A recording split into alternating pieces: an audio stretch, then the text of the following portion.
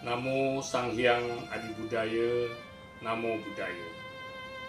Jumpa lagi saudaraku yang terkasih dalam Dharma is my way. Hari ini topik kita adalah mengenai guru pelita dalam kegelapan. Di negara kita di Indonesia, setiap tanggal 25 November diperingati sebagai Hari Guru Nasional. Peringatan ini diisi dengan berbagai macam kegiatan, mulai dari upacara bendera, menyanyikan himne guru, memberikan bingkisan dan kado kepada para guru oleh murid-muridnya sebagai ungkapan terima kasih dan bakti mereka pada guru yang telah mengajarkan mereka sesuatu yang bermanfaat bagi kehidupannya, bagi kehidupan yang lebih cerah di masa depan. Namun akhir-akhir ini hati kita menjadi miris mendengar banyaknya berita-berita yang kita baca, yang kita dengar tentang terjadinya tindakan-tindakan yang sebenarnya sangat kita sayangkan. Ada guru yang melakukan tindak kekerasan kepada muridnya, melakukan pelecehan seksual, bahkan memperkosa muridnya. Namun sebaliknya, ada pula murid yang melakukan tindak kekerasan pada gurunya, memukul gurunya, bahkan membunuh gurunya. Juga sering kita dengar ada orang tua yang merasa anaknya diperlakukan tidak layak oleh guru, kemudian memukul, melakukan tindak kekerasan kepada guru. Nah, oleh sebab itu, pada perayaan Hari Guru ini tentu kita perlu merenungkan mengapa hal ini bisa terjadi. Nah, oleh sebab itu, pertama marilah kita tinjau, marilah kita lihat apa arti sebenarnya kata-kata guru. Kata-kata guru itu berasal dari bahasa Sanskerta. Ada yang berpendapat kata guru berarti sesuatu yang berat. Nah, mungkin maksudnya tugas seorang guru, tanggung jawab seorang guru itu berat, karena di pundaknya lah tergantung bagaimana masa depan murid atau siswa-siswanya. Namun ada pula yang mengatakan kata-kata guru terdiri dari dua suku kata, yaitu gu dan ru. Gu artinya darkness, kegelapan, dan ru artinya light, pencerahan, penerangan, terang. Nah, mengapa dua kata ini digabung jadi satu, menjadi guru, gelap dan terang? Nah, karena memang kalau kita lihat mungkin ini yang lebih cepat. Kata-kata guru yang berarti gelap dan terang ini menggambarkan kewajiban seorang guru untuk membawa muridnya dari kegelapan menuju cahaya terang. Tugas seorang guru adalah membimbing muridnya, siswanya dari tidak berpengetahuan menjadi berpengetahuan, dari avidya, dari gelap menuju widya, menuju terang atau berpengetahuan, dari kegelapan yang tidak baik, hidup yang tidak baik, menuju pada kehidupan yang baik. Mungkin inilah yang lebih tepat terjemahan dari kata-kata guru ini.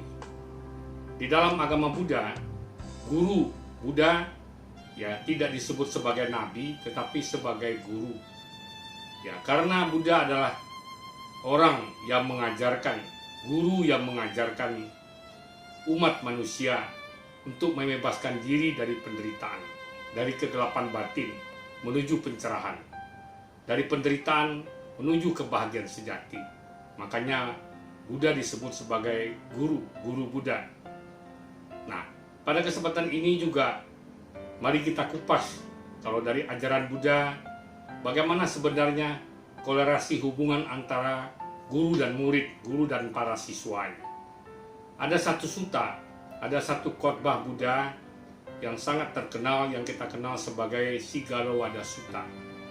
Sigalowada Sutta ini adalah sutta atau khotbah Buddha, ajaran Buddha, nasihat Buddha tentang hubungan sosial timbal balik di dalam masyarakat. Kewajiban seorang ayah, ibu terhadap anaknya, kewajiban anak terhadap orang tuanya, kewajiban majikan terhadap karyawannya, kewajiban karyawan terhadap majikannya, juga kewajiban guru terhadap murid dan kewajiban murid terhadap guru. Tanggung jawab guru kepada murid dan juga bagaimana murid membalas kepada gurunya. Di dalam segala Wada Sutta ada 5 kewajiban seorang guru, ada 5 tanggung jawab seorang guru terhadap muridnya. Yang pertama, guru harus mengajar, mendidik, dan melatih murid-muridnya sehingga mereka menjadi pintar dan berperilaku baik. Kemudian yang kedua, seorang guru harus membuat murid-muridnya bisa memahami, menguasai, dan bisa mempraktikkan ilmu-ilmu dan nilai-nilai yang diajarkannya. Jadi tidak hanya sekedar ilmu pengetahuan, tapi ada nilai. Nilai yang dimaksud di sini adalah budi pekerti, tata krama, sopan santun yang sekarang disebut sebagai pendidikan karakter building. Ini tugas seorang guru. Kemudian yang ketiga, mengajarkan ilmu pengetahuan dan seni. Karena kalau zaman dulu antara ilmu pengetahuan dan seni tidak dipisahkan. Jadi seorang guru punya kewajiban mengajarkan ilmu pengetahuan dan seni yang baik serta bermanfaat bagi muridnya dengan sepenuh hati. Kemudian yang keempat, seorang guru harus mengasihi dan selalu bangga kepada murid-muridnya. Tidak pernah menjelekkan muridnya, hanya menceritakan hal-hal yang baik, menghormati guru, menghormati muridnya, mengasihinya, menganggapnya sebagai anak. Karena memang sering kita dengar, guru adalah orang tua di sekolah. Nah, kemudian yang terakhir, yang kelima, kewajiban seorang guru adalah mendidik murid dalam budi pekerti dan membentuk karakter yang baik agar murid-muridnya senantiasa aman dalam kehidupannya.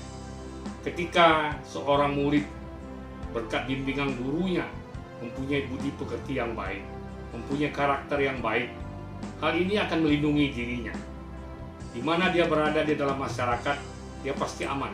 Dan demikian juga masyarakat di sekitarnya juga merasa aman ketika kita berhubungan dengan orang-orang yang berbudi pekerti dan berkarakter. Inilah tugas seorang guru. Mungkin kejadian-kejadian miris yang terjadi itu karena tugas-tugas ini mungkin tidak sepenuhnya lagi dilakukan oleh guru sebagai tanggung jawabnya.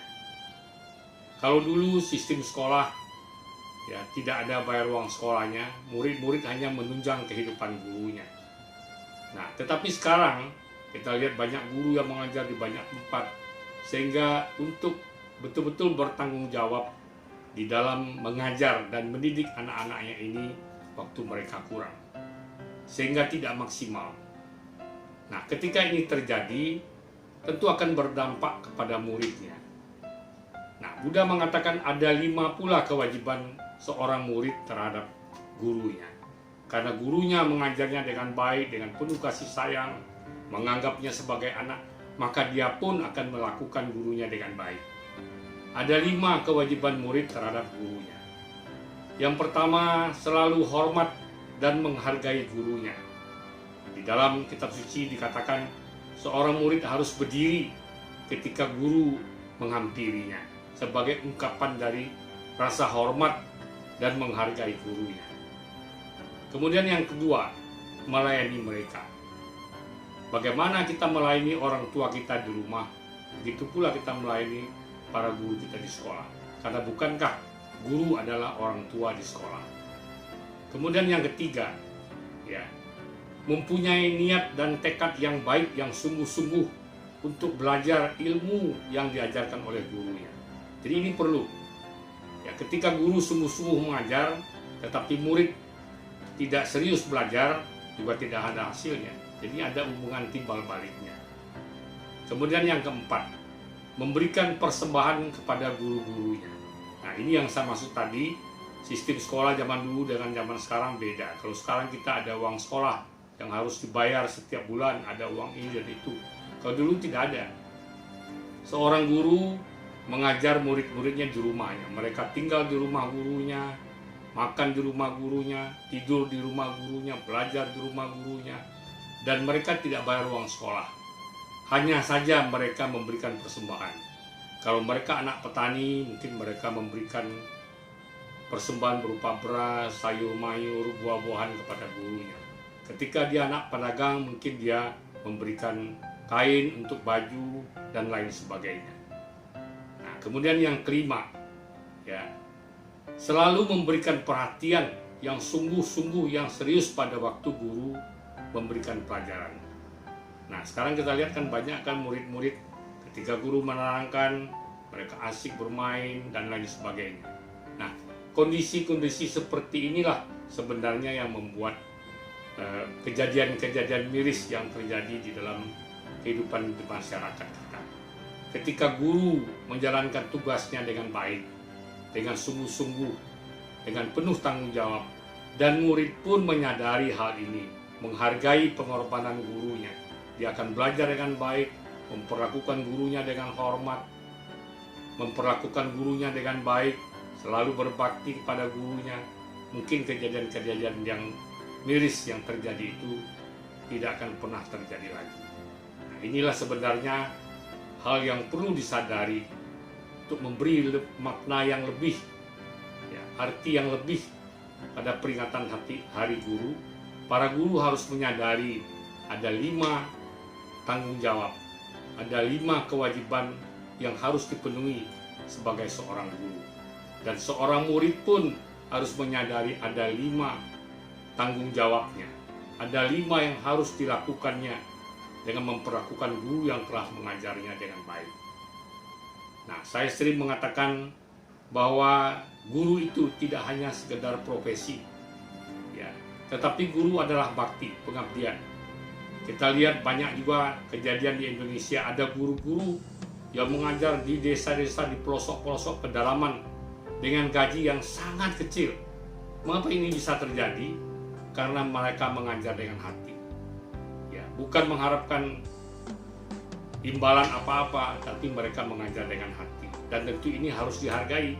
Bukan berarti karena dia rela mengajar dengan bayaran yang kecil terus kita telantarkan. Nah, inilah penghargaan yang harus diberikan kepada para guru. Demikianlah, semoga uraian ini akan bermanfaat bagi para guru untuk menjadi guru yang lebih baik, menjadi guru sebagai pelita di dalam kegelapan, dan menjadi pahlawan tanpa tanda jasa. Dan juga bagi para murid, semoga ini menggugah hati mereka untuk lebih menghargai dan menghormati gurunya, karena gurulah mereka bisa menempuh kehidupan yang lebih baik di masa depannya. Terima kasih, semoga bermanfaat. Namo Sang Hyang Adi Budaya, Namo Buddhaya.